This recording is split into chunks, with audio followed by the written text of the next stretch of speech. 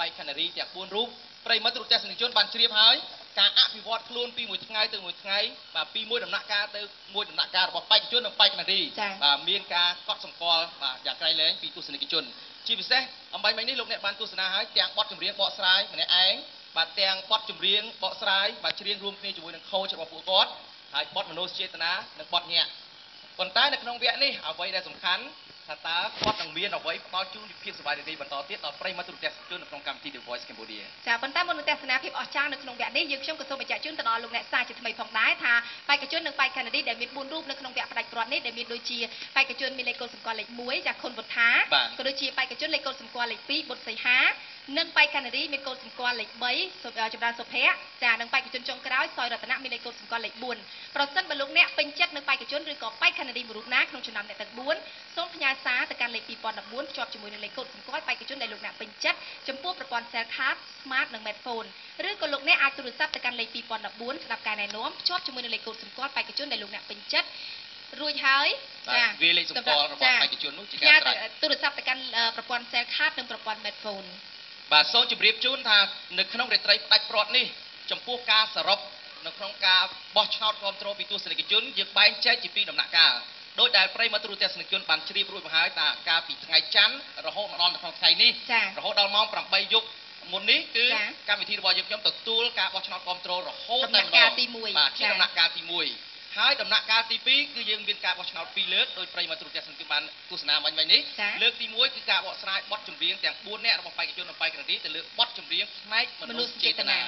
ហើយបទចម្រៀងការបោះឆ្នោតលើកទី2ទៅលើបទញាក់ដែលទើបតែបញ្ចប់អំបញ្ញមិញនេះទាំងការបោះឆ្នោត2ដំណាក់កាល3លើកនេះចូលគ្នាអ្នកណាដែលទទួលបាននៃការបោះឆ្នោតគ្រប់គ្រងច្រើនជាងគេពីទស្សនិកជនទាំងអស់ទូទាំងព្រះរាជាណាចក្រកម្ពុជាបេក្ខជននោះនឹងក្លាយទៅជាម្ចាស់ជ័យលាភីកម្មវិធី The Voice Cambodia រដូវកាលទី1នៅក្នុងព្រះរាជាណាចក្រកម្ពុជាប្រិយមិត្តទូរទស្សនិកជនដូច្នេះចំពោះការបូកសរុបចំពោះការបោះឆ្នោតគ្រប់គ្រងពីទស្សនិកជនក៏សូមទុកតួនាទីនេះជូនទៅដល់ coach ព្រមទាំងបេក្ខជនបេក្ខនារីរបស់យើងតើមានអ្វីប្លែកសូមអបអរសាទរខ្លាំងៗដល់គ្នាមួយ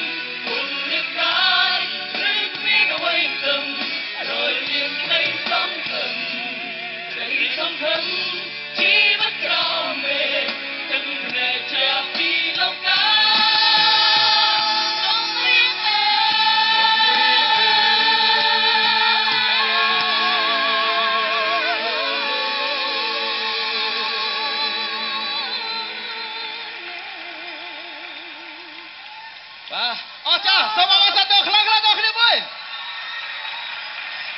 បាទនេះហើយ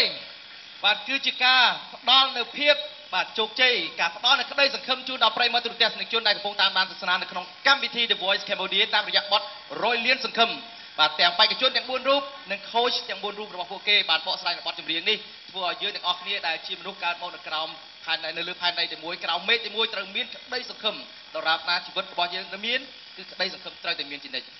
ប្រិយមិត្តទូរទស្សនិកជនដូច្នេះពួកគាត់ទាំង4រូបនេះនឹងคล้ายទៅជាអ្នកដែលមានសមត្ថភាពអ្នកដែលគ្រប់គ្រងពីទស្សនិកជនទាំងអស់នៅក្នុងព្រះរាជាណាចក្រកម្ពុជាតាមរយៈបទចម្រៀងចាហើយក្នុងចំណោមអ្នកទាំង4គឺមានមួយរូបដែលคล้ายទៅជាម្ចាស់ជ័យលាភីកម្មវិធី The Voice Cambodia នៅរដូវកាលទី1នេះនៅក្នុងរាត្រីនេះផ្ទាល់តែម្ដងបាទសូមជម្រាបជូនថាពួកគាត់ទាំង4រូបនេះពិតជាស័ក្តិសមជាបេក្ខជននៅក្នុងកម្មវិធី The Voice Cambodia ហើយជាពិសេសវគ្គដាច់ព្រាត់នេះបានធ្វើឲ្យទស្សនិកជនទាំងអស់ទូទាំងព្រះរាជាណាចក្រកម្ពុជាចងចាំហើយសូមទុកបាទអ្នកចម្រៀងទាំងអស់នេះបាទនៅក្នុងក្រអៅបេះដូងរបស់ប្រជាជនខ្មែរគ្រប់រូបហើយសូមជម្រាបជូនថាចំពោះការហាត់សមរបស់បេក្ខជននិងបេក្ខនារីនេះគឺមានរយៈពេលត្រឹមតែ2ទៅ3ថ្ងៃតែប៉ុណ្ណោះប៉ុន្តែគាត់អាចហាត់សមច្រៀងរហូតបានទៅដល់5បទចាថ្ងៃនេះគឺគាត់បានបកស្រាយបទចម្រៀងរហូតដល់5បទដែលជាសមត្ថភាពមួយបែបផ្សេងទៀតចាឲ្យស័ក្តិសមខ្លាយទៅជាបេក្ខភាពមួយរូបនៅក្នុងកម្មវិធី The Voice Cambodia បាទប្រិយមិត្តទូរទស្សនិកជនសូមជម្រាបជូនថានៅក្នុងវគ្គក្រោយនេះគឺជាការប្រកាសលទ្ធផលជូនទៅដល់បេក្ខជនបេក្ខនារីទាំង4រូបរងចាំមើលថាតើក្នុងចំណោមអ្នកទាំង4នរណាគេដែលជាម្ចាស់ពានរង្វាន់កម្មវិធី The Voice Cambodia រដូវកាលទី1នៅក្នុងព្រះរាជាណាចក្រកម្ពុជាបន្តិចទីនេះជួបគ្នាសាជាថ្មីក្នុងពេលនេះអនុញ្ញាតសូមសម្រាប់បន្តិចទៅ The Voice Cambodia លោកសំស្ដាច់មុខដោយក្រាប